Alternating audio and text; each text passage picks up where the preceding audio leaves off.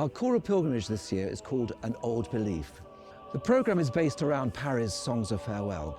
These are monumental pieces. They're richly scored, vibrant choral writing, sometimes in 4 parts, sometimes in 8 parts. And Parry sets a variety of texts absolutely beautifully.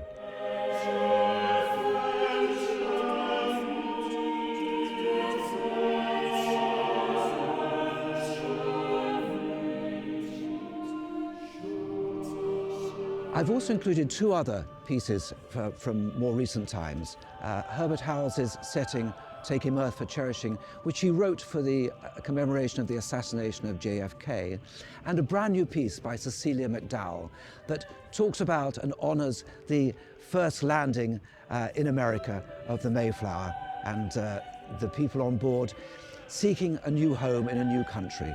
Very brave indeed.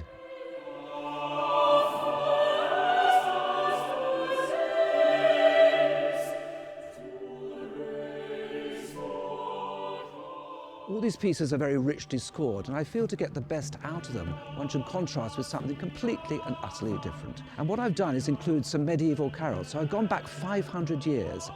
Deo Gratias Anglia, which celebrates the Battle of Agincourt. Then went him forth a king comely, in Agincourt field he fought manly. And the other, St. Thomas on a Wee, which is the story of St. Thomas the Becket, his exile and his martyrdom.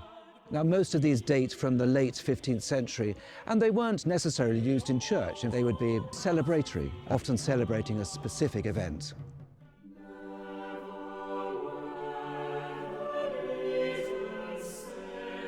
There are 3 settings of Thomas Campion. Thomas Campion was a poet, a lutenist, and a physician, and it's believed he died of the plague in 1620. His poem, Never Wear the Beaten Sail, is so beautiful that Parry, of course, included it in his Songs of Farewell. Up and down the country, we have war memorials such as this, honouring those who died for the sake of this country. World War I was particularly grim, and as we see here, the glorious dead, fallen in the cause of the free. Hubert Parry wrote his Songs of Farewell as a reflection on the horrors of World War I. He lost many, many students. He was horrified by the nature in which war could happen, how nations full of culture could actually fight each other. As I say, he lost many, many students and, of course, great friends like the composer George Butterworth. Parry's Songs of Farewell come from a very rich tradition of choral music. It's so richly scored, it's so brilliantly written, and the way Parry takes us from 4-part writing to double choir writing is quite incredible. It's so evocative of years past, and he conjures up, I think, an incredible sound world that is very, very special. Our singers have really enjoyed singing this programme. It's taken a lot out of us, both mentally and emotionally, but my goodness me, it's been worth it. We've had 2 years deprived of choral music. Come to our wonderful cathedrals and abbeys up and down the country and listen to live music once again.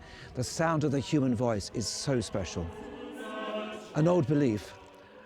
Our programme conjures up 500 years of wonderful music, an incredible legacy, lives lost, an immense hope for the future, and glorious music to go with it.